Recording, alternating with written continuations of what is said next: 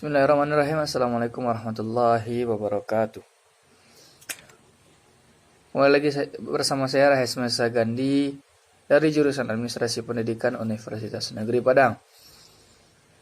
NIM 190002136. Baiklah, kali ini masih membahas tentang public relation atau manajemen humas. Kali ini saya akan membahas tentang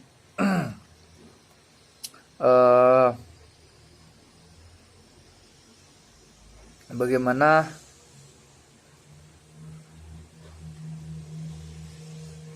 komplain atau keluhan merupakan titik positif ketika dipandang dan dari satu konteks yang sebenarnya bisa menjadi bagian yang membangun lembaga menjadi lebih baik.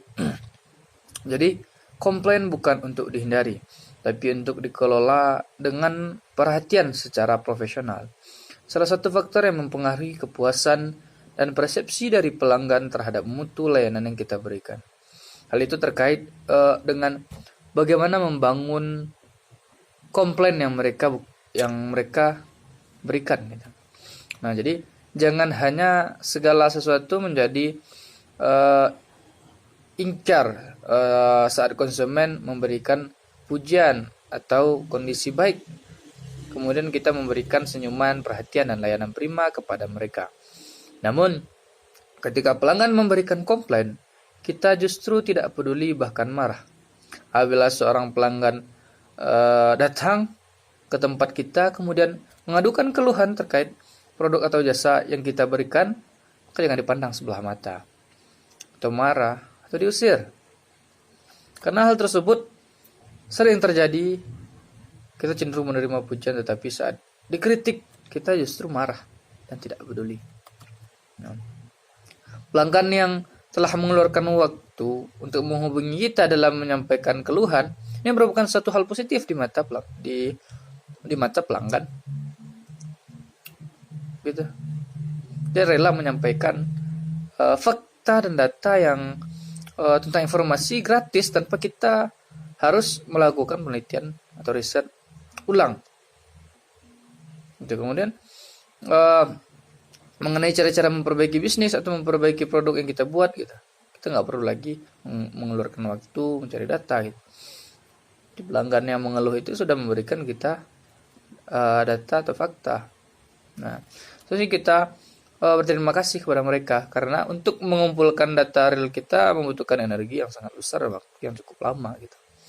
Ketika pelanggan memberikan komplain, kemudian apa yang harus kita lakukan? Dapat kita lakukan yaitu terima mereka dengan lapang dada. Pelanggan yang telah mengeluarkan waktu berharga untuk menghubungi lembaga dalam menyampaikan komplainnya, itu sebenarnya memberikan data dan fakta yang disampaikan secara gratis. Oleh karena itu, dengarkan komplain pelanggan sebagai bentuk layanan prima. Gitu. Nah, kunci manajemen atau menerima komplain pelanggan terletak pada staf atau program atau pemilik. Maka semua bisa akan berjalan dengan baik. Tapi apabila disampaikan kepada pegawai yang tidak terlatih, itu maka resiko sangat besar. Karena ketika komplain ditolak atau marah atau diusir, gitu, maka pelanggan akan menerima nasib ini menjadi satu kondisi di mana lembaga memang tidak bisa menerima masukan atau komplain. Berarti lembaga hanya sesuatu yang baik ketika ada satu kondisi di mana tingkat kepuasan pelanggan tidak terpenuhi. Kita atau lembaga justru tidak mendengarkannya, dan ini akan menjadi corong atau iklan gratis yang berjalan, serta akan menjadi satu titik di mana informasi satu orang akan sampai kepada ribuan orang. Itu maka akan tunggu waktunya di mana lembaga akan kehilangan pelanggan terbaiknya. Adapun satu teori menurut Kigan yang lembaga dijadikan sebagai acuan, yaitu terkait dengan mengelola komplain. Maka ada beberapa hal yang perlu kita perhatikan sebagai seorang PR maupun pemilik lembaga atau perusahaan gitu. Pertama, rela minta maaf dengan memperlakukan kepada pelanggan bahwa kita menyesal atas ketidaknyamanan yang terjadi gitu. Yang kedua, memahami keluhan yang disampaikan pelanggan dan menerima dengan lapang dada. Kemudian keluhan yang disampaikan pelanggan, komunikasikan juga kepada pelanggan bahwa lembaga memahami masalahnya dan menghargai apa yang dirasakannya. Ikut bersimpati. Ya, kemudian restitusi, yaitu melakukan semua hal yang dapat memuaskan pelanggan. Artinya ya, berikan kepada pelanggan apa saja yang memang mereka butuhkan sebagai bentuk bahwa lembaga menyesal atas kekurangan produk atau jasa yang dibuat lembaga. Yang keempat, melakukan tindak lanjut.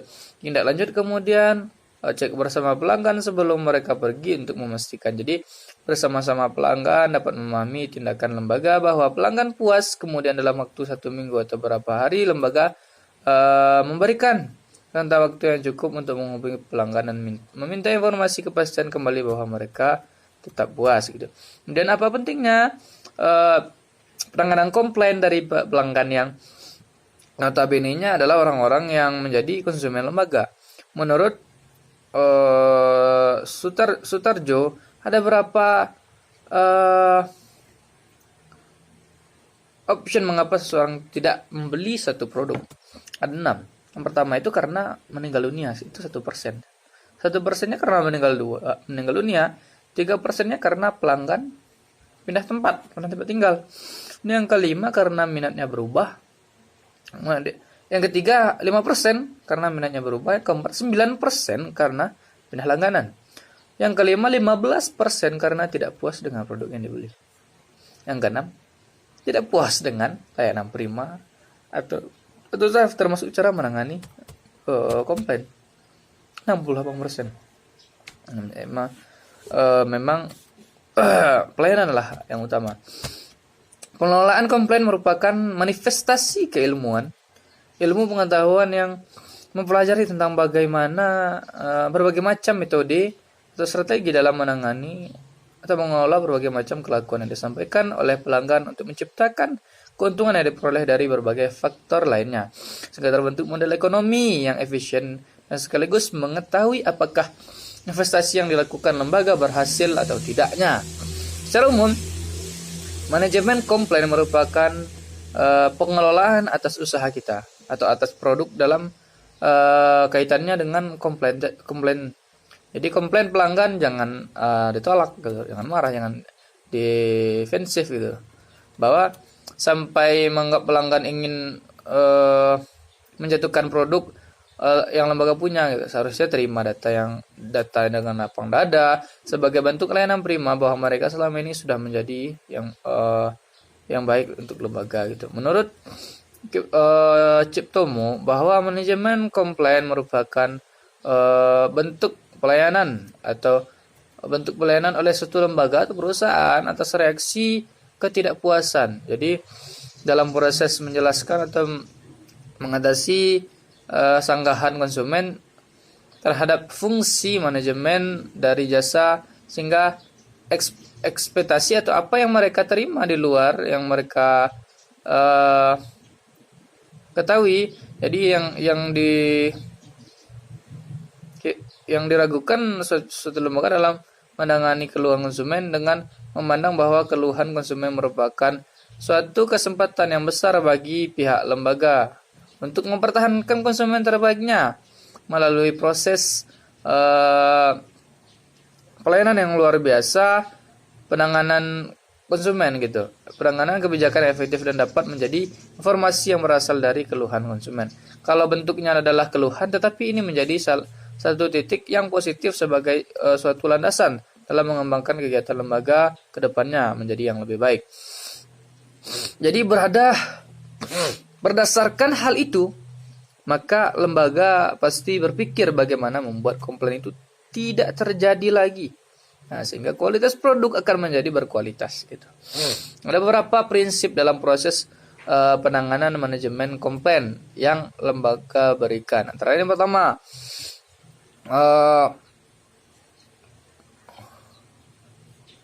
penanganannya harus disegerakan, tidak boleh ditunda-tunda. Artinya pada saat itu juga komplain, maka pada saat itu diselesaikan, jangan ditunda-tunda. Yang kedua, kemampuan mengatur komplain, di mana harus mempunyai skill yang didesain sedemikian rupa atau menangani komplain sangat penting bagi suksesnya penyelesaian komplain. Gitu. Biasanya diserahkan kepada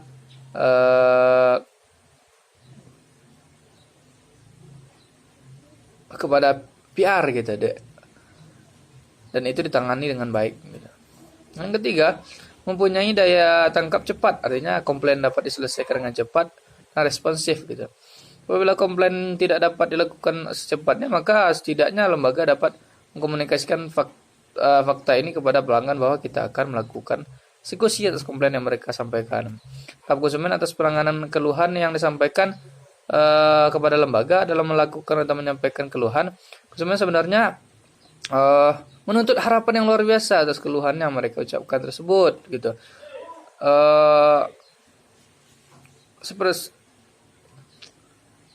Konsumen mengharapkan satu keadilan atau kewajiban dari pihak lembaga dalam menangani setiap keluhan yang mereka sampaikan. Menurut Steve Tex yang dikutip oleh instannya, ada 3 jenis keadilan yang diharapkan konsumen. Yang pertama, outcome fairness, di mana konsumen mengharapkan satu outcome kebijakan atau kompensasi yang sesuai dengan tingkat kecenderungan keluhan pelanggan gitu. Masih terhadap biayanya yang dikeluarkan konsumen karena merasa telah dirugikan. Kemudian kedua, proses fairness juga mengharapkan satu kebijakan atau dan peraturan perusahaan serta proses penanganan keluhan yang tidak memakan waktu mereka terlalu lama. Konsumen sangat mengharapkan akses yang paling mudah, paling cepat dalam proses penyelesaian masalah tadi gitu. Kemudian yang ketiga, interactional fairness. Konsumen mengharapkan diperlakukan secara baik, secara ramah, jujur, sopan. Untuk keadilan ini sangat mendominasi sikap dan perusahaan konsumen terhadap hasil dan proses dalam menangani keluhan pelanggan kepada perusahaan gitu. Oke, baik, terima kasih.